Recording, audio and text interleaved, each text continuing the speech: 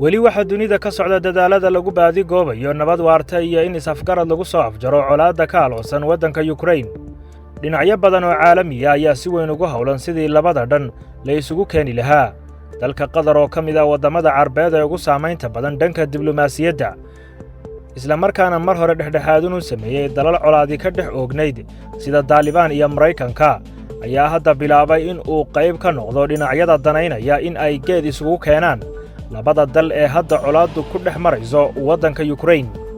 Wasiirka arrimaha dibadda ee dalka Qatar, Sheekh Mohammed bin Abdurrahman Al Thani, ayaa booqasho ku jooga caasimadda Ruushka ee Moscow, isagoo halkaasi u tegay sidii ugu kala dab qaadi lahaa dalalka jaarka ee ku dagaalamaya waddanka Ukraine. Waxaana sida warbaahinta Qatar sheegayso, wasiirku kulan maanta la leeyahay dhiggiisa Ruushka Sergey Lavrov, kaas oo ay ka wada hadli doonaan sidii loo qaboojin lahaa xaalka cakiran ee dalka Ukraine. Afhayeenka wasaaradda arrimaha dibadda ee dowladda Qatar, Majid bin Mohammed Al Ansari, ayaa sheegay in socdaalkan iyo kulamadan uu wasiirkoodu la yeelanayo madaxda Ruushka ay ka mid tahay dadaalada daaran xal u helidda colaadda ka aloosan Ukraine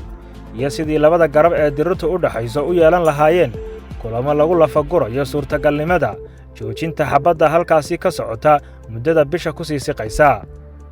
Waxaana uu afhayeenku sheegay in maantaba uu bilaabmayo kulannada uu wasiirka arrimaha dibadda ee Qatar uu la yeelanayo diblomaasiyiinta Ruushka. Ka hor kulanka maanta dhex maraya madaxda Dooxa iyo Moscow, wasiirka arrimaha dibadda ee Qatar, Sheekh Mohammed bin Abdurrahman Al Thani, ayaa khadka taleefanka kula hadlay dhiggiisa Ukraine, Dmytro Kuleba, kaas oo ay ka wada hadleen sidii labada dhanba u aqbali lahaayeen juhdiga lagu bixinayo in xal waara loo helo dagaalka ka socda waddanka Ukraine, kaasi oo sababay dhimashada kumanaan qof, isla markaana keenay barakaca malaayiin ruux oo ka cararay dalkoodii.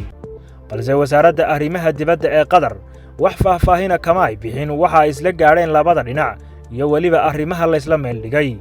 Hase yeeshee waxa ay muujisay in labada dal ee dirirtu dhex maraysaaba ay soo dhoweeyeen dadaalka Dooxa iyo u kala dabqaadkeeda labada daamood. Geesta kale, wadahadalladii ka dhacay Belarus iyo Turkiga ee dhex maray labada dhinac ee Ruushka iyo Ukraine ayaan yeelan wax saamayn ah, iyadoo uu sii labalaxaadsaday dagaalkii ka socday magaalooyinka kala duwan ee waddanka Ukraine.